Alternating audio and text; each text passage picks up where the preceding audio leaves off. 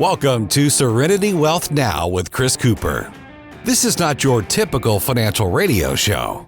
As a licensed CPA, insurance agent, and investment advisory representative, Chris coaches his clients on a holistic view of financial well-being with an objective of providing a complete financial strategy to fund life's goals.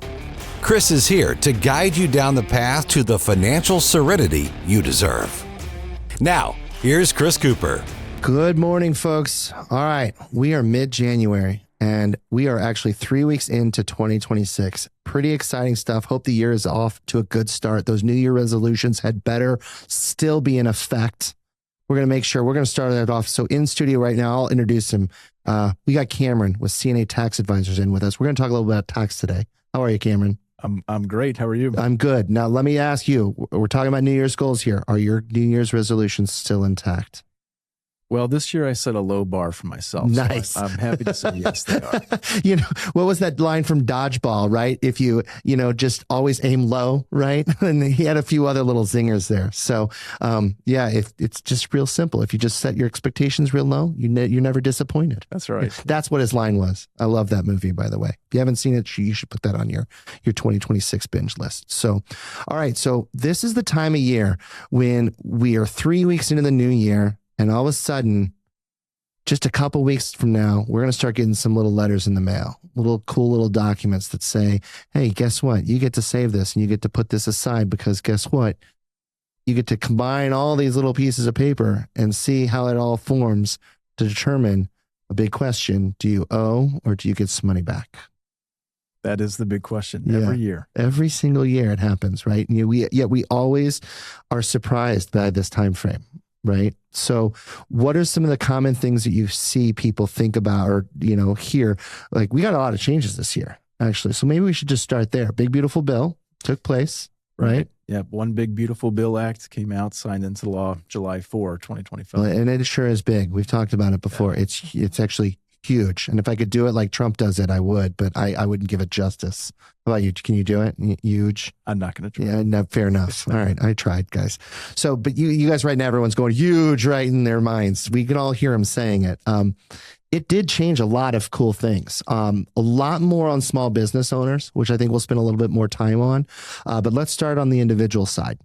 Because one of the things that he tried to do there was he actually wanted Social Security to not be taxable. Couldn't fly for lots of reasons. And quite frankly, folks, Social Security is a whole nother Ponzi scheme that I don't really want to get into. But he tried to make Social Security non-taxable, which it used to be prior to 1984, I believe. Don't quote me on that, folks. It was non-taxable. What he did couldn't get that done. So he gave 65 and up a higher standard deduction, right? Well, and it's actually a bonus deduction. Yeah, you're right. So $6,000 per spouse. That's 65 plus. So on a joint couple, that would be 12, exactly. Right? Yeah. So nice. And that's even if they do itemize. Yeah. So it's really a good benefit. It is. So if you think about that, now that does mean theoretically that's an extra $12,000 for a couple. So if Social Security is a big portion of your earned income, well, with a higher deduction there, that also gives you the ability to basically have no tax on Social Security. Right. So it accomplishes what he wanted to, just in a weird way. Mm-hmm. Right. Now, with that being that bonus deduction like that, like you were talking about, does that mean it can actually be a credit to you? No. I didn't think so. All right. I had to ask. Unfortunately, it's not a dollar for dollar credit. Yeah. So it doesn't come back to you. Exactly. So it's limited to the amount of income you have. It cannot make it a refund. Can't make it a refund. And it's because it's before you calculate your actual tax, it'll be, reduces all of your income amounts and then multiply that by your tax rates. Gotcha. And it is a phase out item, right? Correct. So for married folks, it starts getting phased out, I believe. I want to say 150. Yep. 150 and then totally phased out at 250. Which essentially, if you think about that from a population perspective, that does mean it is geared towards the lower middle class kind of individuals, which again, from Social Security, that's what the intent was. It was to try to help ease that tax burden on that type of population. Yeah. So not a bad thing. Not a bad thing at all. And the last thing I think is important to mention is it's temporary. So it expires after 2028. 2028. Yeah, unless something's done. And this is where I always talk about tax code. Every presidential administration, I'll go all back as long as you want to, has had some kind of impact on taxation. Yeah. Okay. We'll make fun of Obama a little bit because Obama didn't really change much in the tax code. But one thing he did do is let tax codes expire. And when they expire, basically you can do nothing and your taxes can go up. And that's what kind of happened during that time frame. So you can, every presidential administration has some kind of influence on tax code because it is written in pencil, right? That's certainly, yeah. I mean, our current tax code stems from the Reagan administration, 1986 Tax Act, which was huge. And like you said, of course, we've had a lot of extenders and changes since then. Yeah. So the other thing with the big, beautiful bill, we always hear about this whole no tax on tips. And I laugh at that. I've said this on air many times. It is, when you read the fine print behind it, is actually kind of a comical kind of tax thought process. Yeah. It is kind of comical. And I gave a presentation actually last week about some of these tax law changes for 25. And there were a lot of questions. You know, obviously I'm a CPA, and so I would love for all of my income to be a tip and not be taxed, right? I mean, you tip your tax professionals, folks. Right? Yeah, please. But that won't fly. It does have to be for a job in an industry where tipping is common. Yeah, and even then, it's limited. You still have to report it, and it's limited to $25,000. Exactly. And so, my question to you, fine folks who follow the IRS rules every single day, do you actually report $25,000 of your tips each and every year? Because guess what? If you do this in order to claim the deduction, they're basically saying you have to. That's right. Yeah. Yeah. Which you should. You're technically supposed to. So I'm not condoning or asking you if you condone, Cameron, the process of not reporting tips. Well, you know, I'm going to take my CPA hat off for just a second here. Should we pause this? Well, the statute has Let me get my bleep button down here. Although there is no statute for fraud. But back when I was 16 years old, you know, my first job was at Sonic. And I may or may not have reported all of my cash tips from Sonic. Yeah, there you go. Did you have roller skates on, though? You know, I did for one day. Nice. That seems very dangerous. Do they still do that at Sonic? They do. And you actually, when I was there at least, they paid you, I think, like an extra 25 cents an hour if you wore roller skates. Nice. So, yeah. I wonder if that covered some of their liability. I don't think it did, you know. So I'd fall. So there you go. So if you want to get your taxes done while Cameron's on roller skates, as long as you tip him, you might have a chance maybe. Extra 25 cents. There. So I think this old no tax on tips is funny. I saw it from the get-go that it was going to be kind of a nice talking point that really didn't mean a lot because most people aren't going to report that. And even if they did, it's going to now be reportable. You're still going to pay the self-employment side of things on it. Like there's a lot of other things with it. It's very flashy. So, you're right. Yeah. The one thing I'll mention though is, I shouldn't say self-employment actually, but you got me. Yeah. For employers, there's the FICA tip credit. So employers can take a credit for the tax they pay, the FICA tax they pay on the tips that are reported. So it's kind of advantageous for both, I would say. So then the other one is this whole no tax on overtime thing. Yeah. And it's very similar from a structural perspective. So I don't want to get into the weeds on it, but there is limits similar to the tipping thing. And Cameron, my whole point on these things and why I'm against them is, and keep in mind, I'm against all income tax in general. I think any taxation that exists in a society that is rewarding you for doing nothing or making it a penalty for doing something, I think is a hard sell for me. So I would love to see no tax. Okay. Now I'm not naive enough you're paying tax for something. You have to, right? My whole point and why I really hate these things about this whole no tax on tips and no tax on Social Security, and you kind of alluded to it. If you're in an industry that tipping is prevalent or that overtime is prevalent, that's great and you get a tax advantage. But what if you're in an industry that's not prevalent? And let's just say there's a salary of, and accounting, perfect example, tipping is not standard in the accounting practice. Let's say you make $50,000. One of them is in the hair business. You get tips. One of them is as a seasonal tax preparation and typically not an overtime result role because usually those are an exempt kind of a situation. So $50,000 each way. One's tipped, one's overtime, and one's not.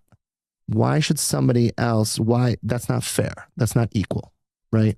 I agree completely. Yeah. So that's kind of why I get frustrated. So don't take that I don't think that this is good stuff. I just would think that it's just not fair, equitable, and quite frankly, we just should think about ways to reduce. So the good news is it's a start in a conversation of, hey, maybe we can reduce taxes on everybody, which is a better conversation, right? Right. So let's transition over to business owners. So the big, beautiful bill, the one big, beautiful bill.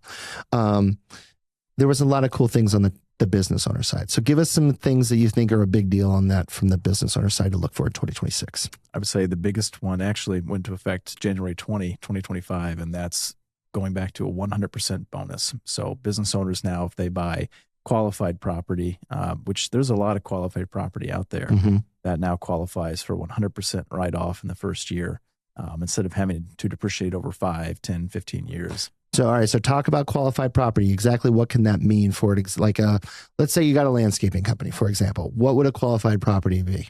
Definitely the equipment and machinery. That's what I figured. Yeah. Yep.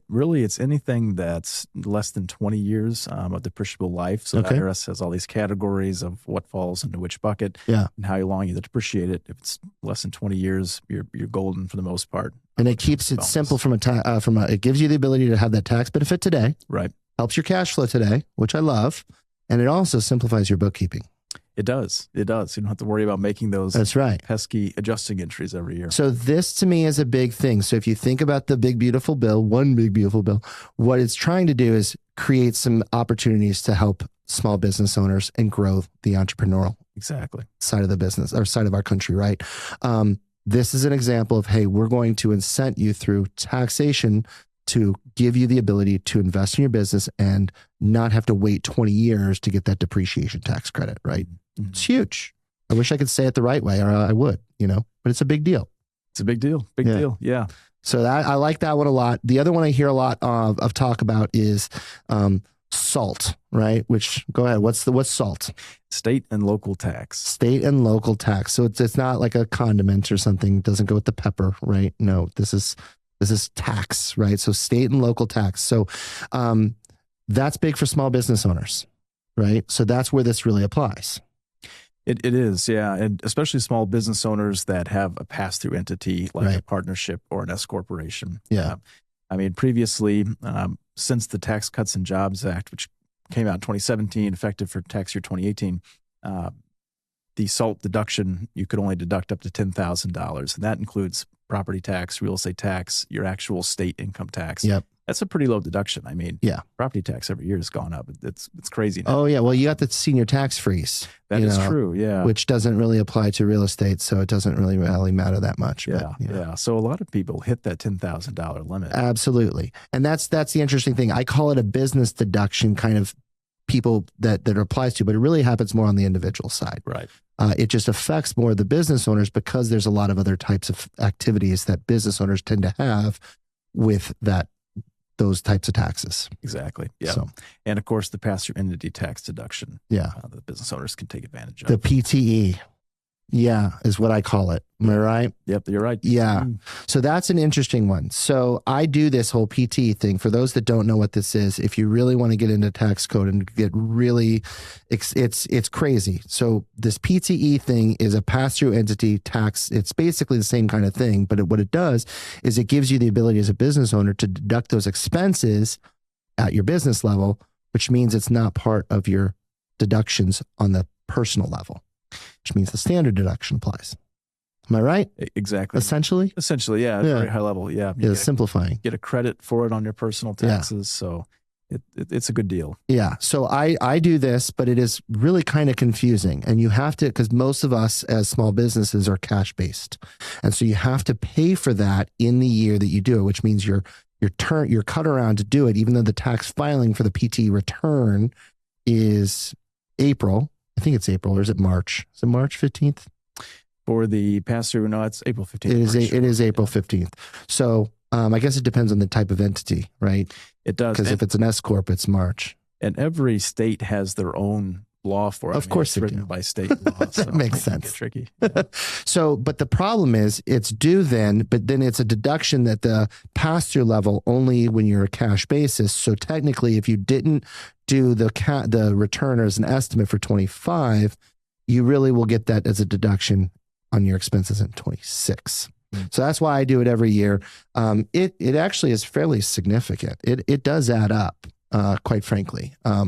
You just got to understand that you're out the money, right? It's a cash flow challenge. It is. And you do have to pay that tax. I mean, it's by 12/31. It's not a free deduction. That's right. Yeah. So you pay it by 12/31, which my whole view on this, Cameron, is I'm going to pay the taxes anyway, whether I pay them by 12/31 or in April. I would rather pay them before 12/31 so that I can take the deduction this year, because otherwise the federal government's just going to be borrowing my money for a whole nother year, you know? I agree with that. Yeah, certainly. There's kind of the timing difference like you were talking about. Yeah. I know a lot of CPAs that are a good number, I should say, that really don't do this PTE tax. They don't mess with it at all. So yeah, the $40,000 cap going up, I think, hopefully will eliminate some of that, but there is still benefit to it. Yeah, and it's the timing thing, and obviously there's the standard versus the itemized. If you're itemizing anyway, then there is no value in doing a PTE. But for those that do still standardize on the personal side, it can still make sense. So a lot of other things, I think, with the big, beautiful bill that it did do, but it tried to spur some of that economic growth to make it a little bit easier for businesses. And that's the thought process. So we also saw the estate provision stay the same too. So that was exciting. I actually thought that would go away. So let's transition the conversation a little bit to some low-hanging fruit in the tax bills, right? Because we're in January. We've already done what we can, what's happened. There's very little you can do to influence your 2025 at this point in time. Yeah. Right. Yep. I mean, I can think about a few real quick. You know, you could maybe do an IRA. Yep. Right. HSA contribution. You know, that's $8,300 for a family. IRA, if you meet the deductibility, which is very small, especially if you have a 401k plan through your work, you can maybe do $7,000 or $8,000 depending on your age. So that's an if as well. There's not a lot of else that I can think of that you can do. No, neither. So, all right. So we're done. Good. We can turn the page to 26 and talk about more fun things, which is planning, right? So what are those common things that people do tend to overlook that are kind of some of those low-hanging fruit? Let's start with the businesses.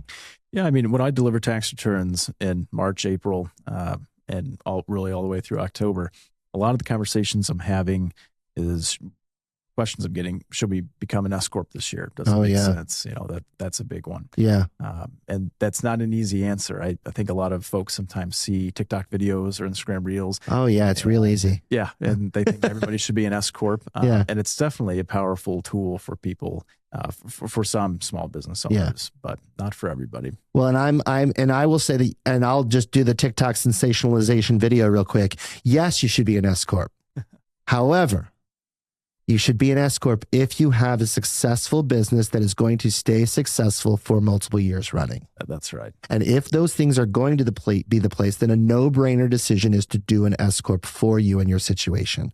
Yeah. And I called Social Security a Ponzi scheme earlier on. That is one of the reasons you should do it. It gives you the ability to somewhat opt out of Social Security by being what they say is a reasonable salary. You pay yourself a reasonable salary. You save yourself the self-employment tax, but it does have to be reasonable. Otherwise, it's fraudulent. It does. And reasonable is not reasonable based on how well your business does. It's reasonable based on what you would pay somebody else to do your same job. Gotcha. So even if it's a little bit of a rough year, it would be a hard sell to the IRS to say, well, I'm going to take only half of my salary. Sure. So, and that's very industry specific as well, right? So some industries it's kind of like doctors, for example. It might be a little bit harder to come up with that reasonableness because there's not a lot of parity in salary on a doctor per se, right? There's some specialties out there, so you can do some things there, but you still have to have a fairly, a salary that is a little bit questionable as to whether that S corp status is going to be valuable. Right.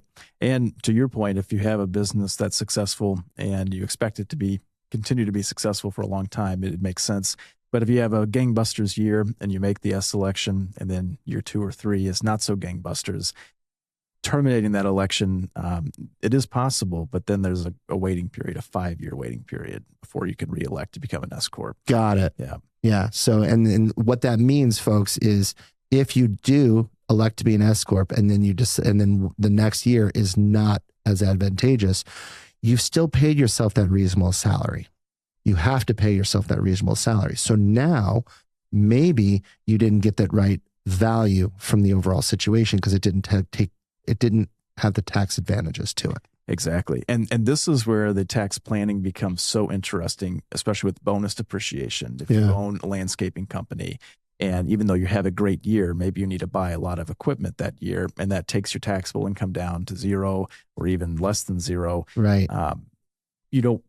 Being an S corp would not be ideal in that situation, right? Because you would owe any self-employment tax. So, because maybe the average landscaping is, call it 60 grand or whatever, just throwing a number out there.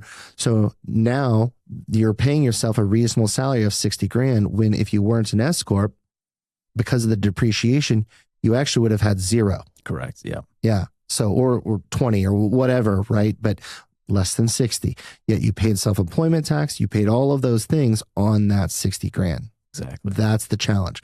Now, if you're going to be able to repeat this all the time, it does make sense to do that, right? So you have to think about that advanced strategy. And I think that that's where you and I are very similar in this. I talk to people about, sure, let's talk about your taxes, but you know what? It's January, February, March. At this point in time, it's time to just prepare a return. Yes. Now we're in compliance Yeah. season. Yeah. That's not fun. That's the boring stuff, right? The paperwork has to be done. You get busy this time of year, right? Just a little. Yeah. In the next couple of weeks, I'm not going to hear from you for a while, but that's okay. We'll pick it back up. The real time to think about tax strategy for 2026 is right after you just file for 25. Just take that momentum and set up some time and keep thinking about that.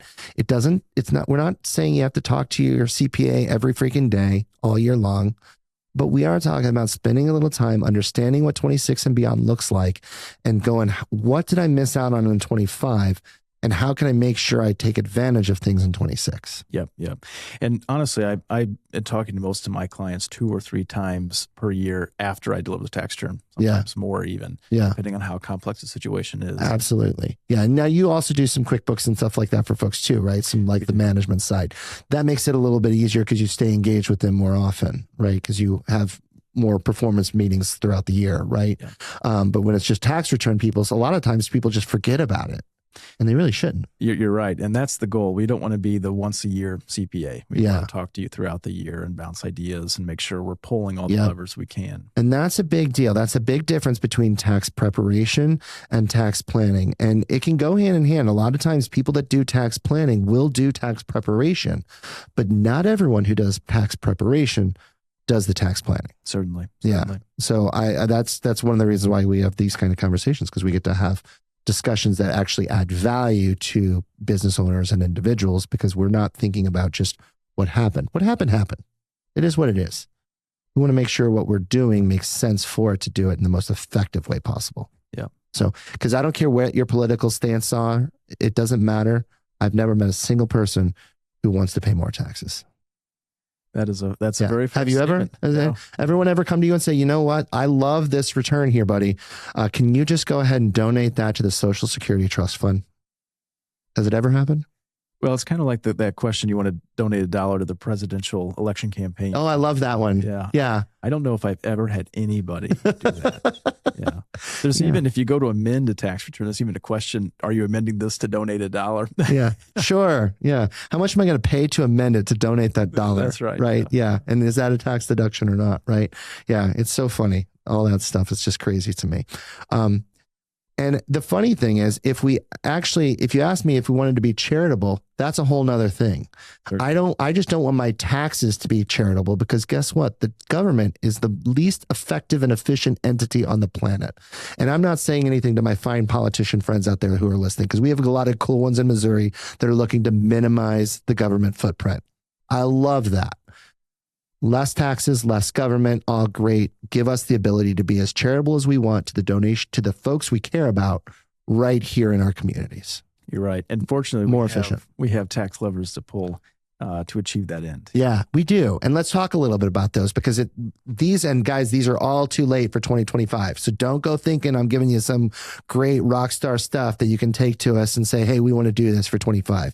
It will not change your 25, but it can be cool ideas to think about for the future. Definitely. So I'll kick off one that I think I really like. So folks that do have RMDs, required minimum distributions, for those that do not know, usually it's like 73 right now. It's going to be 75 for folks that were born in 1960 and after.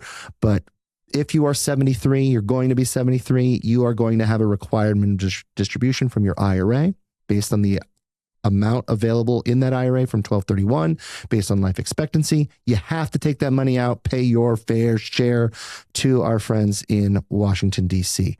If you don't need that money, they do not care. That money comes out. Well, let's just call it a number just to have your reasonableness. Let's just say you need 20 grand a year out of there to live on, but your RMD is 30 grand. Well, $30,000 is what the government's going to require you to take out. If you're going to use it for an extra vacation, I'm all for it, buddy. That makes sense, right? We want to live and love our lifestyle. But what if you don't need that money and you are also giving $10,000 a year to your local church? Well, instead of taking that money out of your required minimum distribute or out of your taxable account, use your IRA to do so. It's a charitable deduction and it's non-taxable. And now you only get taxed on which one? $20,000. That's not right. bad. And it's a pretty good deal. I mean, this is different from your itemized charitable deduction. That's right. You get a dollar for dollar benefit. Huge. Directly from your RMD. Yeah. I mean, it's really, really powerful. So I love that strategy. That's a great one. So I'll start there. Give us another one. For 2026 planning? It's got to be because you can't do 25 right now, right? We passed that one. That is true. That is true. So I thought about, you could do some appreciations of stock, right? That's not a bad one.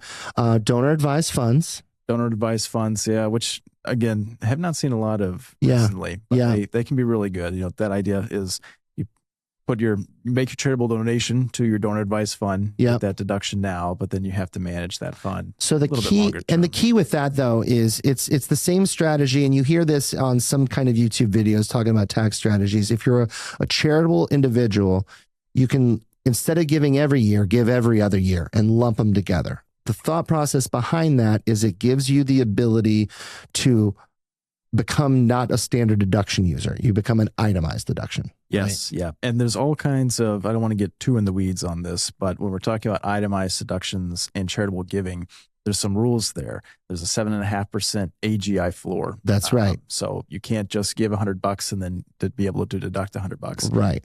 There's also new as part of this one big beautiful bill that came out last year. If you're in the top tax bracket, the 37% tax bracket, and you donate money and you itemize, the benefit is only the 35% rate. So, nice. Yeah. All right, a little fine print. That's as in the weeds as I'll get. Yeah. Well, you remember you signed that bill when you were born that you owe these taxes at a rate that they control, not you. So, I don't remember signing that. I don't think you will. I doubt you could sign at that point in time. Maybe you could, and then you're an absolute genius for lots of reasons, right? It's crazy. We sign these contracts. We have to agree to these rules that we don't ever actually sign. That is true. Right? Is true. It's crazy to me. At a percentage that they control, it is a terrible partnership. It really is, but we don't move because it's still the USA and we love it here. The land of dreams. That's right. Promise. Yeah. That's right. And we get to keep, at least 63% of our revenue. So that's not bad. See, that's 37% is the highest tax bracket for you non-tax dorks in the room here. The tax guys got this joke. Don't forget about the net investment income tax. Oh, man, the 4%er, 3.8. I call that the Obama tax too, because that's when it came out. So again, everyone has their every stamp of administration has some kind of tax thing on there because it's written in pencil. So I think that's the key message, right, Cameron? Plan in advance because you have more levers to pull throughout the year. Exactly. Yeah. If we're meeting in December or January, oftentimes it's really too late. But if we're meeting in October, November timeframe, even earlier in the year, there's a lot that we can do. Yeah. I get talks, people looking to do maybe Roth conversions in December. And I'm like, I set people up for that throughout the year, right? So it's possible for for my clients to do a Roth conversion in December, but it's because I have all the paperwork in process. But my custodian, if you ask them to set something up like this and from scratch, it's going to be tough because the turnaround at the custodian levels are so busy. Mm-hmm. They're 2 weeks processing, and they do it based on when they get it, and they can't promise that they're going to get it done. So I take that away by making sure all the ducks in a row are completely in a row. So then now it's just a matter of processing movement, right? And I'm sure your custodians really appreciate it. They do, until I call and complain for whatever reason, because it's, but because of that, I get a little bit of leeway, right? Yeah. Because I do try really hard to get it all in order, right? Because if it's all in order in advance, no matter what you're trying to do, you have the ability to do it. But the key deadline is still 12/31 on these things, and people still forget about that. So lots to think about with taxes. Tax things are coming in the mail. You got to get those in. What do you think about those people that delay? Like, do you get a lot of that? People come in like March 15th and say, hey, I want to get this all filed and done. We do have a good number Yeah. that tend to put it off for one reason or another. Yeah. March 15th is a deadline for partnerships and S corporations. Yeah, that makes it tough too. Yeah. Yeah. And we can extend those. And then April 15th is a deadline for individuals. The tricky thing, though, and this is a conversation we have every year with some clients, is they think I can just file an extension on April 15th and I'm fine. That extension only extends your time to file. It Yeah, doesn't extend your time to pay. that's right. So if you go to your CPA or H&R Block or wherever on April 14th and say, here you go, they still have to figure out if you owe as of April 15th. Or Right. they may not figure that out, and then you have interest and penalties when you actually file. That's right. Well, and the penalties kick off because you didn't file by April 15th or file the extension, but technically your liability is due on 12/31, Exactly. which is where your interest gets calculated. Yeah. And now, correct me if I'm wrong, but the interest rate when we get a refund back is pretty solid, right? Yeah. Yeah. Yeah. What is that interest rate when we get on a refund? 7? No. That's on the penalty side. No, that isn't the penalty. Yeah, no, that's on the O side. We get a whopping 0%. So when you actually get a refund, the government doesn't owe us squat. Nothing.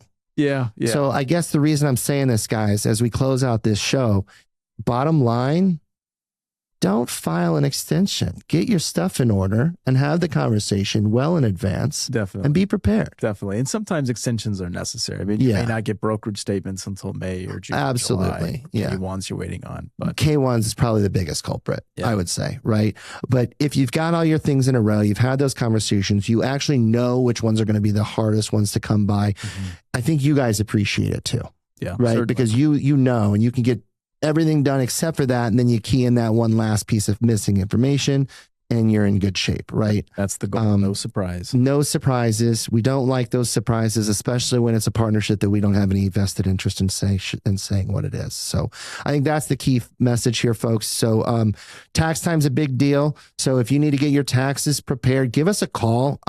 Give Cameron a call. But remember, there's preparation, but then there's planning. Yeah.